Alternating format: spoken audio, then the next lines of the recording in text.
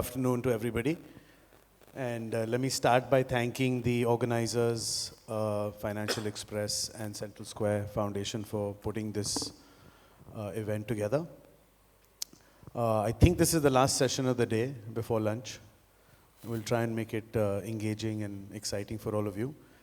And as the title reads, The Road Ahead for NIPUN Bharat, maybe before I introduce the speakers, I'll share a little bit about NIPUN Bharat for those of you who may not be familiar. NIPUN Bharat is an initiative by the central government which was launched in 2021.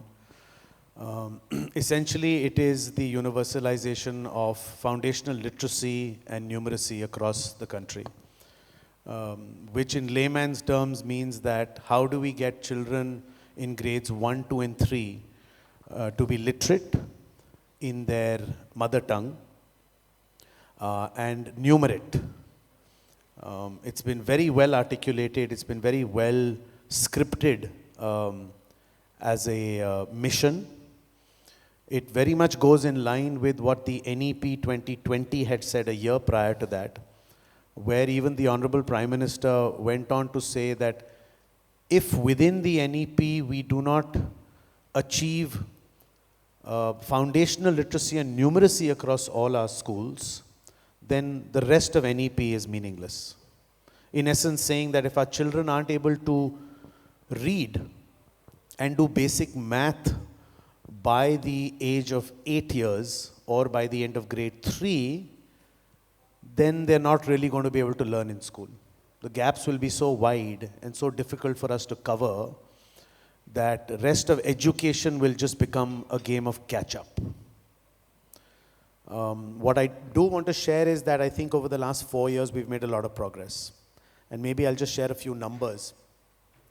To start with, the good news is that all 28 states and 8 union territories have been able to focus on their foundational literacy numeracy, or so-called NIPUN plans. They have not only put together a plan, but they've also deployed student and teacher material that has reached all schools. The ASAR report, which was released earlier this year, a couple of months ago, said that 75% of teachers in the country have received face-to-face training, which is, again, pretty historic, specifically with regard to FLN. With regard to access to learning materials, we've seen a 14% increase with regard to receiving textbooks specifically for FLN. So now the number is at 51%, having increased 14%. And from a learning perspective, which is really the true indicator, it's okay if we've given training and we've sent material, but if children aren't learning, there's no value. But again, the last ASAR report, the Foundational Learning Survey, the FLS, that was also introduced by the central government, and the NAS data that we receive regularly from states, has suggested that literacy levels are now at 23.4%, which is abysmal, but it is better. So 23.4% of grade 3 children can read a grade 2 text, and now 27.6% of grade 3 children can do a basic grade 2 math problem. What that also suggests is, on the flip side, roughly 70 to 75% of our children aren't able to still read, write, or understand basic languages and aren't able to do basic math. So with that, I think I'd like to introduce who I believe may be the two most important people with regard to NIPUN in India, with their varied experience across multiple states and the focus of their organizations across multiple states, their engagement with governments across multiple states. I think it will be enlightening to hear the experiences that you've had over the last 4 years. So I'd like to introduce Poornima Garg, who is the country director of Room to Read. You don't need an introduction for that organization, but they do work across 12 states. Poornima herself has been working in the sector and in the corporate world for over 20 years. Room to Read runs reading campaigns and programs with various states at very large scales, has developed material in early childhood, in early primary grades, in Hindi specifically. They're known for the books that they write. So we'll hear from Poornima, so welcome. And Vinod Karate, who is the director at Central Square Foundation, again has experience of working in multiple states, but specifically very deeply with the states of Uttar Pradesh, Haryana, Madhya Pradesh, Chhattisgarh, and many others, specifically working on foundational literacy and numeracy and the missions that each of these states has put forth. Vinod has also worked very closely on teacher training programs, digital teacher training programs, which are today available on the Diksha platform. Almost over 100 hours of content that has been developed by his previous organization and now is used widely across the country. So let me start with, Vinod, if I can start with you. And the way I'd like to do this is maybe focus first on what has the experience been like so far, and then we'll get into the challenges and hopefully the future. But if I were to specifically ask you what the experience has been, and if you look at the FLN interventions across the country and you look at the challenges that we have faced, I want you to go back to almost 2020 when this mission had just been announced, when NEP had stressed the importance of moving away from a 10+2 system to a 5+3+3+4 system. And those 5 early years of education were being really put forth as critical years of foundation building. What was the process of getting states onto this NIPUN Bharat bandwagon, so to speak? And maybe if you can also share some of the difficulties that you faced in getting states to put together their missions.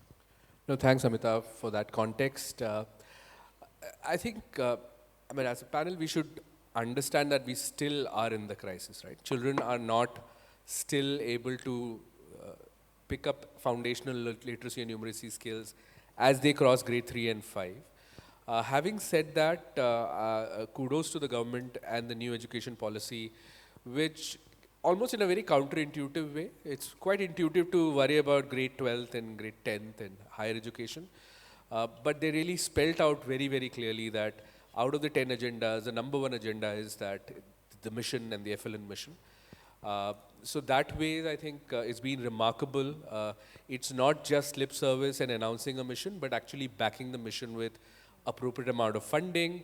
It's one of those rare missions where it's not just inputs which is being talked about, right? So the guidelines were quite robust and comprehensive. It started with goals, very, very clearly that what does it mean? When do you know where a child is actually foundationally literate and is able to do numeracy? To really quantify that and then provide appropriate budgets to almost all states to build inputs and outputs so that that outcome can be measured. So I would say from that aspect, this mission was designed quite comprehensively, and hence it became the one most important thing for most of the states. So the buzz around to do this well, to do things appropriately, was quite evident across the board. In some of the states that we work, that's been even more accentuated, that we are able to see that. So I would say that was one fundamental difference in how education departments usually do programs. This program that way was quite unique. It was right in the center. One must appreciate that this was announced during COVID when schools were locked down. Almost all states used those 2 years in a fantastic way to really prepare for this mission in terms of all the inputs, the materials and the technology that is required to really monitor the mission. So that's my first response to that question, that this is very different that way. I would have loved to see it to be a slightly more front and center kind of a mission like how Swachh Bharat was, where the entire nation was involved. In that comparison, it's still been a quiet mission. It's a secret mission in a way that the education departments and all the education ecosystem is playing though. But even though it was slightly a secret mission, I think we've done really well in the first phase. Yeah. Great, thank you. And we will come to maybe the challenges, and the fact that it is still a mission worries me, because missions usually have end dates, and something like FLN should not. I almost compare it to a midday meal is what I'd like to compare it to, so that, you can't have a meal program which has an end date. Children have to be fed for the rest of their lives, and all children have to be fed. So similarly, I think FLN needs to fall in that category. But Poornima, if I can ask you about, when the central guidelines, as Vinod mentioned, were articulated, both from an implementation standpoint as well as innovations, what have you seen with your experience at various states? The key to any program success lies in its delivery. Yeah. And I'm just wondering if there's certain stories that you could highlight or practices that you could highlight that were well done, and innovations that you may want to highlight that have really brought out this mission, brought it to life. Sure. Thank you, Vinod. See, one of the things, and I'll just echo what Vinod was saying, this is an unprecedented move that the education landscape in India really needed. Really looking at the implementation side of it and looking at the last mile implementation, it's a complex structure. However, a lot of innovation has happened in these last 4 years, and the innovations actually happened at the state level, at the district level. So that's really commendable, because the NIP or the NIPUN mission actually created an ecosystem. And that really, a policy structure was available within which the districts and the states were able to innovate and come up with certain new ideas that worked for them. It's almost like customizing or tailored approach. So for example, I'll take example of MP.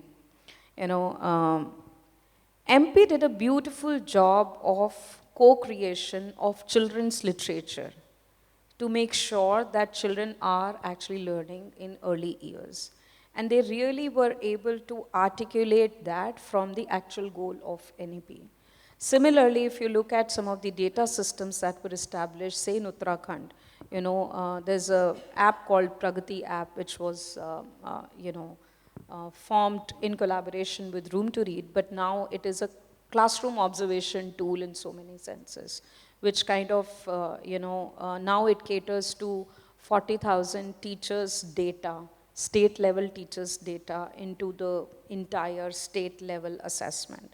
So I would say that innovation varies from state to state. Some states were able to invent a state project management unit.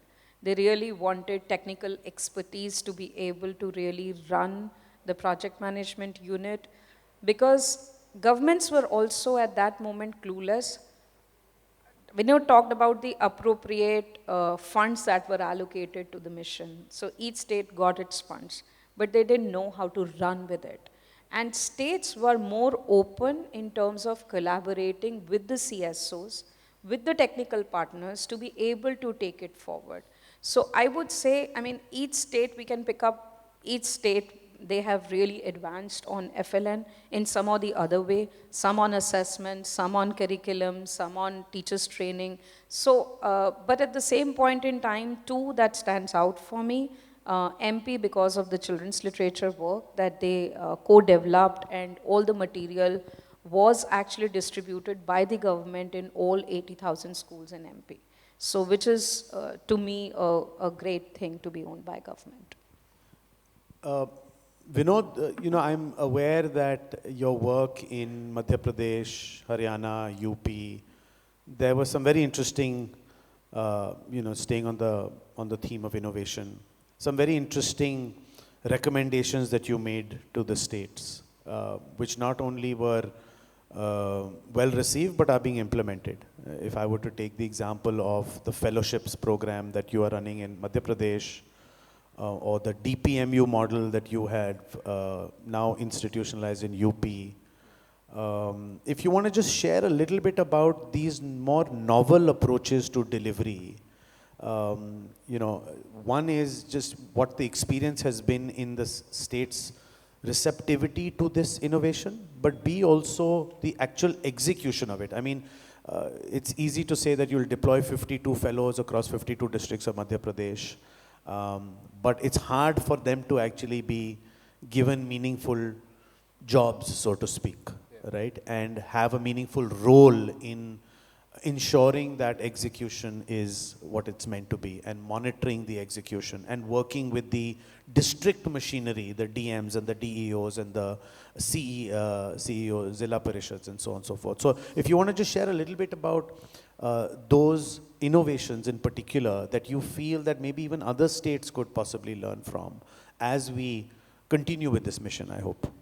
Yeah, so I would say at 3 level, right? I think the science of how to teach a child FLN, we in India were very fortunate that we already had an ecosystem. Organizations like Room to Read, LLF, Vikramshila, they've created a lot of know-how of that. Most states also through their own SCRTs have developed that understanding. So wherever there were states and technical partners marrying together and learning to work together, solving for that became slightly easy because that was the number one, right? This is, at the end of the day, science. You cannot make a child FLN unless the science of FLN is not imparted through the teacher in the classroom. So most states benefited because a lot of legwork was happening there. The new NEP kind of really helped. But what I've observed is a lot of innovation happening at the governance level, right? Where there was a lot of room to really try out different things. Because once you strengthen the inputs that has gone in and you're constantly telling the teacher and training her, how do you ensure in a large system things are actually working? It can be absolutely complicated. So few states have done something really well. A lot of the states have taken up an approach of data collection, which is absolutely emitting the data real time, rather than somebody collecting it, excelizing it in an MIS, which becomes a lag data. So right now in UP, almost every month we get data from 1 lakh schools. That's huge, right? You can sit and understand what is actually happening to the child, teacher, and the material. Governance, the examples that you said, ultimately districts are the biggest unit of change. You can design a great program from the state capital, but at the end of the day, it has to stabilize at a district and the block level. There was money available to set up district project management units. Some states have been very innovative about it, like MP, which use that money to really attract young talent from the market, young fellows, or they call them NIPUN professionals. We were fortunate enough to be there to help the state run that. So some states have done that really well. Some of them are really partnering with local NGOs so that district level implementation is improved. There is a lot of data coming in, which is fantastic. Not all data is very useful at this point of time, but it eventually will become. So as we inch towards the next phase of this mission, we will have more data, which will start improving an ability to start differentiating blocks and giving them differentiated support. So far, it's all the same, but I think we're going to reach that point where each district will be able to provide differentiated support to different blocks who require different kind of requirements, right? Because India is huge. Classroom situations are huge. Teacher availability varies. Most schools have still single teachers. There are multiple languages that play around in a lot of schools where a child's home language needs a different space. So all those issues can't be solved sitting in Lucknow. It has to be solved sitting closer to the block, which is where most schools are. I mean, this just gets me to start thinking beyond FLN. Right? If you look at India being a country of 1.5 million schools, 260 million children, other than China, there's no other country that compares to us in terms of numbers and statistics. And it's daunting, right? If you look at over the last 70, 80 years, or even if I just go back as early as 20 years, sadly, Asar still throws out the same headline. 50% of children can't read a grade 2 text. 50% of children in grade 5 can't read a grade 2 text. And that needle hasn't moved significantly. I think it's moving incrementally, but it isn't moving, radically. And what this suggests is that maybe there is hope that if you can create decentralized models which can be broken down to a district level as opposed to running all of Madhya Pradesh sitting in Bhopal, which is really not possible when you've got 150,000 schools which are very diverse and very contextualized and have very different sets of challenges and needs. If you're sitting at the center and trying to run 150,000 schools across a state, will you truly be able to reform these schools? And maybe what you're suggesting is that there is a model to look at a district-wise approach. This is what you've done. Poornima, if I can just ask you, just sort of moving the conversation a little further,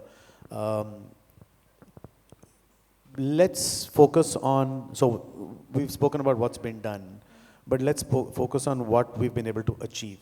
And if I go back to the numbers I just shared with you, that still 23% of children in grade 3 can read a grade 2 text, and 27% of children in grade 3 can do basic grade 2 math, then look at the 70 odd, 75% odd children that can't, right? What is still missing? What more needs to be done according to you to bridge that gap? Sure. So, while on one hand, the SIR report really makes us happy that the learning is happening, but on the other hand, some states, some institutions have really moved ahead. But if you look at the aggregate of India, from a pre-COVID time, even if it is 27%, in a pre-COVID time, we were at 27.7. So I would say despite there has been a momentum for 4 years, we haven't still really made the kind of progress that we really wanted to.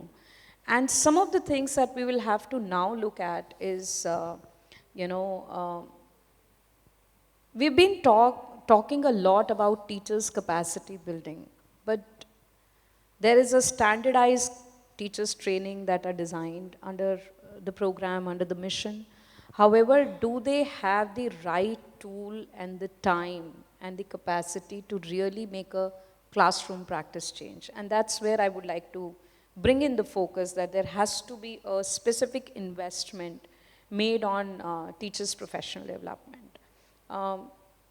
We also hear every time that teacher is at the center of everything and a teacher is supposed to do a lot of other administrative tasks also, but let the teacher do the teaching. So I think that's one important thing that we'll have to look at. Another biggest gap that I feel is, underutilization of the formative assessments. Now, what has been happening is that the formative assessment, like the way it is written in the NEP, it has to be utilized in the class for the betterment of children. Now, is it really utilized in the class? And this is one area where I feel that we will have to make more investment. Something that as government institute, as CSOs, we will have to kind of bring the focus. Another important point, though recently the government did announce the continuum of preschool with grade 1 and grade 2, but the integration has actually left a big vacuum. So children, when they actually, if they have not got any preschool environment or they have not been in any preschool, when they land up in grade 1, we see a huge foundational gap on day 1. And that's another investment or, a focus area that we'll all have to kind of work upon. Again, I also think that while there is a, larger policy, the readiness is really varied at different level. So when Vinod was talking about district, block, or the state level, the readiness is absolutely different, be it on academic leadership, be it on teachers' capacity building. It's varied. We need to bring in consistency there also. So those are the top things that I would think of. Vinod, do you want to add something to it? Yeah, please, go ahead. I see it in two phases, right? I think the most important thing, at least from a mission, I agree with Amitav, this is not a 4-year, 5-year mission. We need to breach that 50-60% mark. We are far away from that. If 10 children enter our school system, can 6 of them be FLN by the time they cross grade 3? We are far away. So I think that's the first phase. When do we reach a situation where consistently we are breaching that capacity of 50-60%. Right now, we are just hovering around 30-35. My sense is the current inputs, if it's continued, there is potential of that lift. We're already seeing that in states like MP. In just 2 years of all these inputs just being live available, we are already seeing 10%, 15% jump year on year in terms of student achievement. UP, I mean, one big differentiator, and that's why UP results are so rare in terms of what has happened in SR this year, is the way that state has been able to galvanize this entire idea of NIPUN. Every single school knows NIPUN Manna hai. There is this entire competition, there is this galvanization around it. Every school is wanting to be a NIPUN Vidyalaya. There are downsides to that, but the real upside is that general awareness about the mission and what does it mean is showing that kind of a result, right? Having said that, 60 to 90 and 90 to 100 is going to be a very different play. Like we all have lived the experience of polio. I mean, the last 10% was so hard. It's going to be something like that. So I think from 30 to 60, the current inputs, persistence, we need community to now come in. It can't be a secret mission. Parents have to be involved. Every single panchayat should understand that if you miss the child, by the age of 9, if the child is not able to read, will not catch up. That stark reality has to be there. Media has to play a role to make this a big movement altogether, because now we're ready. But if we get that galvanization going, certain standardized way of looking at all states coming from ministry would be super useful. We should be able to reach that 50-60. But 60 to 90, to Poornima's point, we have to start innovating, which is where technology, whatever AI can offer in the next 5 years has to come in. We have to constantly think about how do we decentralize, make this problem solving more at a block level, strengthen teacher support. There is no shortcuts because there are real issues. Student attendance is a big issue. Enrollment is dipping in government schools. Private schools, especially budget private schools, are not in the scheme as such. How do we address that big one? So that's how I look at it. 30 to 60, I think we have all the cards. It's all about playing the game, not leaving the table, persist, bring in the community, let the game be out there. 60 to 90 will require a lot of structural thinking. And Balvatika integration is clearly one of them. We need younger children, age 5s, in school, with a teacher teaching. So, I think it's important, although it's not the topic of discussion today, I'm going to take this opportunity to share just a little bit what I do believe is critical while we continue to do what is possible. I think what is happening today in our education spaces and in the reform effort is we're accepting the constraints that have been defined for us. We're accepting for a fact that 300,000 schools in this country have one teacher in them. We're accepting for a fact that our average student attendance is 58%. We're accepting for a fact that 40% of a teacher's time is spent doing administrative tasks outside the classroom. We're accepting for a fact that the way to evaluate a child is through an end-of-year examination based on very little data that we have available for us, right? And we're also accepting the fact that doing a multi-grade, multi-level, as the previous panelists had spoken of, is acceptable. If I were to ask you for a show of hands here, how many of you went to a school which had a multi-grade, multi-level learning environment? I doubt I'll see more than 2 hands, if any. If I ask you how many of you had greater than 90% attendance in schools, I think I'll see a show of hands which will be unanimously across the room. If I ask you, did you have a teacher from early childhood all the way to grade 12 who actually showed up and taught you, you'll raise your hand. If I ask you how many of you took tuitions while you were in school, I think I'll show a large percentage of hands. Despite that, you compete with the world to make it and get good jobs.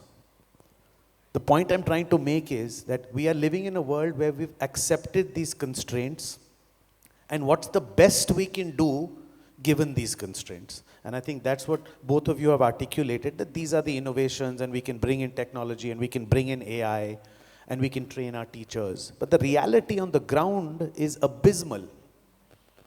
It's abysmal. And the point I'm trying to make here is that not enough of us are trying to change that. Not enough of us are saying why. Why isn't there a teacher in every classroom in this country? Why aren't students attending 90% of the time? Why aren't teachers doing 95% of teaching and only 5% of administration? Why aren't we moving away from a summative-based assessment system to a more progressive formative-based assessment? And maybe that's the second world we should try and start creating. So sorry, I just wanted to make a point on that, because I think it is very important for us not to accept the given reality with what it is, because that's not working, and it will get us to, at best, 40, 50%. Okay, 60%, but you're still leaving out 40% of those children. And God forbid our 40%, our children were in that 40%, you won't be happy. So moving the conversation on, I know we only have less than 10 minutes, but I want to move to what next. Given that this mission comes to a close in another year and a half, 2027 is where the so to speak mission will come to a close. We have a long way to go. I'm just wondering, Vinod, back to you again. What should we be doing to ensure that this mission doesn't have an end date? Who should we be speaking to make sure that this continues for lifelong? And what are sort of the steps, the next steps, so to speak, from your side? So I would say I think we need certain standardized way of measuring whether the mission has reached where it should reach, because this one is a little harder. How do you know India is now confident that if ever a child goes to any school, will come out of grade 3, grade 5 being FLN competent? It's easy to measure, but it's not that intuitive, right? So how do you make this so easy that anybody on the street can quickly check a child and say, this child is able to read Hindi at a certain fluency? We need to make that happen. That unfortunately has not happened in the first round or the first phase of the mission. This mission has to go at home. Every household, every community need to be participating in it. I'm slightly more positive. I would say that there are enough breadcrumbs that is available in the way this is transpired. So when you take stock, you'll realize that wherever NGOs and governments have worked well, wherever they have really leveraged all the budget available, at the end of the day, India is on that trajectory to become the Viksit Bharat, but we can't wait for the perfect solution, right? We have to start with where we are, get everything that is available. So whichever state has applied themselves technically, used their budgets really well, will stand out. It's been quite comprehensive that way. So there is enough breadcrumbs to not just solve FLN. A lot of these things can help you solve elementary school, higher education also. That's how this mission has been at least designed. So there are a lot of positives there, which could really help the entire pipeline. That's how I would think. I think the most critical thing now is this becoming a household mission. Then I think there will be more accountability to actually cross the line, because the goal will become more widely visible. Right now, that's not the case. Not many people in the room would know how to quickly assess a child, to know whether the child is FLN, skilled or not. You used a great example of Swachh Bharat, which I think today is, the tip of everyone's tongue. At least you know what Swachh Bharat is, or what the intended mission was. How many of you, if I can just ask you for a show of hands, had heard of NIPUN before we started speaking about this? Can you just raise your hands? Wow. The most educated people in this country, and only 5 hands. So that tells you that it's actually a secret mission, right? And that needs to change. And Poornima, I wanted to ask you specifically about that. Maybe that leads me to believe that the community, right? Because when a community gets aware, they get involved. Yeah. And if you can share a little bit about, I don't think, at least the work that I have been doing on this, that the community has really got involved or engaged and pushed, right? Can you share a little bit? I know you've done things like FLN Melas and mega PTMs and your work in Sihor and Shajapur in Madhya Pradesh specifically, and I'm sure in other states. If you can share a little bit about community को कैसे engage करें, and what does it take to get large number of people, uneducated largely or very poorly educated, to know that this is important and then make a case to make it happen. Yeah, so of course, community is the biggest stakeholder in all of this. While of course the governance and the policy level, it's all good to have, but at the end of it, the policy to practice gap continues to widen purely because the community is not engaged. And let's decode what is community. Is it just anything outside the school, or what is community for us? Is it parents that we are talking about? It is general awareness we are talking about. And I'll just talk about some of the experiences that we have had. One of the campaigns that we have been doing, and I'm just giving some anecdotes here. It's a reading campaign called India Gets Reading. This is last 6 years we've been doing. We launched it 1 year ahead of the NEP launch in 2019. And you actually, and these are ground activations that are happening at the community level. Now, when we say community, we are treating anything outside the school. A headmaster goes back to the community. A school teacher goes back to the community. How is that engagement happening beyond the school? How is a parent kind of getting engaged? How home as an institution is becoming a learning space? And I think this is what really matters. When you galvanize the whole community, you are just not creating an awareness or an importance of, my heart doesn't allow me to say it, continues to call it a mission, but it is a NIPUN mission, because missions are generally time bound and they have a date to end. So they're aware of the importance of the cause. And that's where if a parent, and if in the room we have children, you would know as a parent what is the role that you would have played in your child's learning trajectory. It is not a teacher. A teacher calls you in a parent-teacher meeting, तुम्हारा बच्चा नहीं पढ़ता है. And sometimes I know out of that parent-teacher meeting, I would even say, तुमको पैसा किस लिए देते हैं? But at the end of it, जो teacher ने बोला वो मैं घर जाके करती हूँ. I would spend that 2 extra hours with my child, making him read or do a writing practice. Now, if you look at parents and the community, and we all know, we have talked about issues like enrollment in school, low enrollment in school. Now, if the community at a large is really interested in that cause, they would make sure that children in their community would come back. We have seen 44 lakh students actually dropping and reading at one day for half an hour with readathons when we have done. And how has that happened? We probably do not have access to so many children directly in the school. It has happened in the community purely because the community has a buy-in.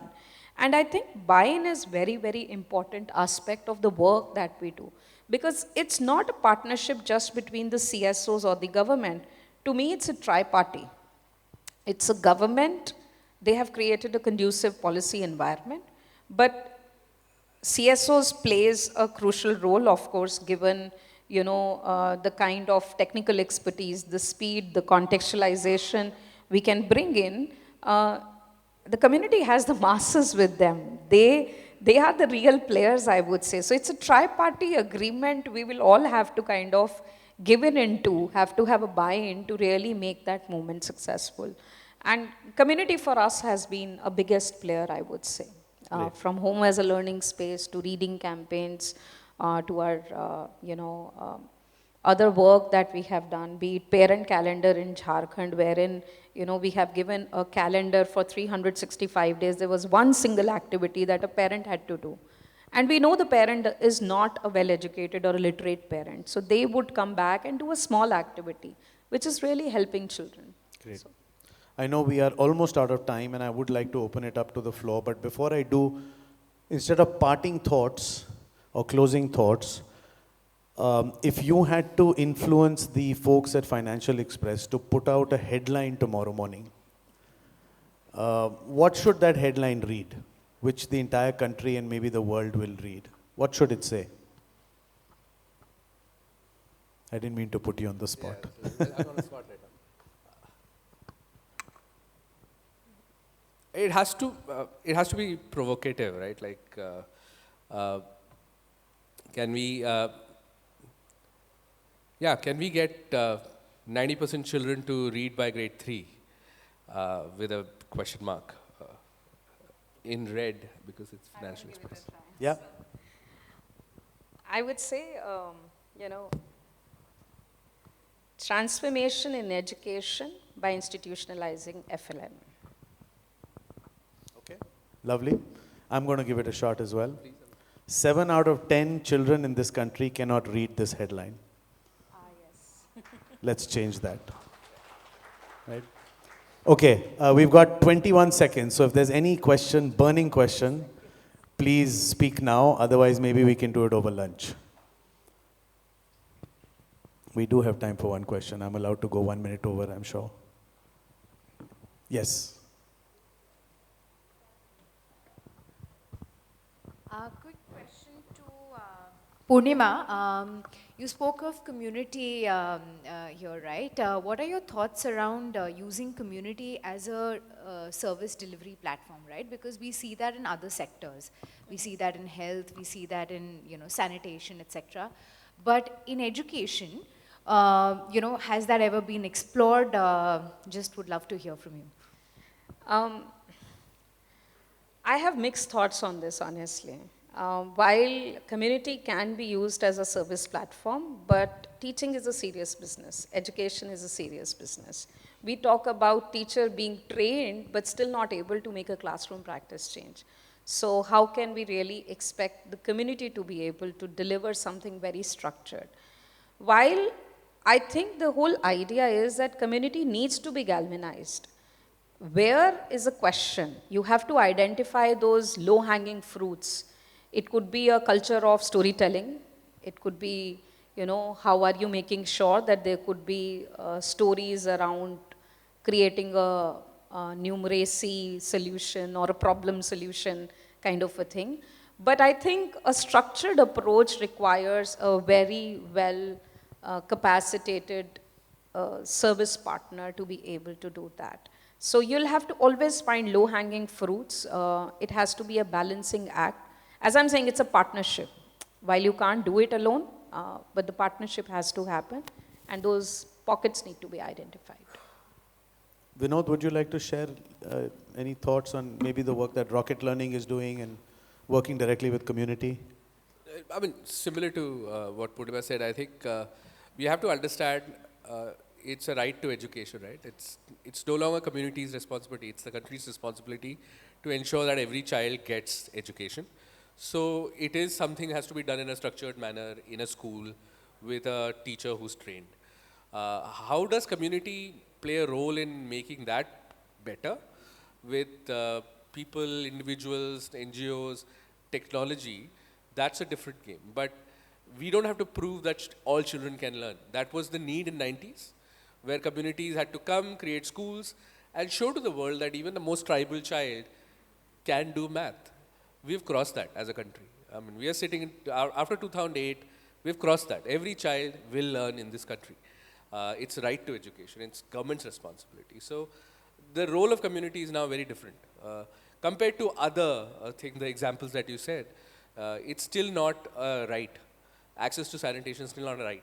So community will have to play a role, whereas education is different. I mean, that's the single most remarkable thing of RTE.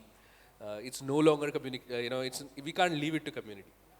It's the government's role, it's our role to ensure that every child is learning. Great, thank you so much. Again, thank you Vinod, thank you Poornima, and thank you to the audience and to the organizers. Thank you.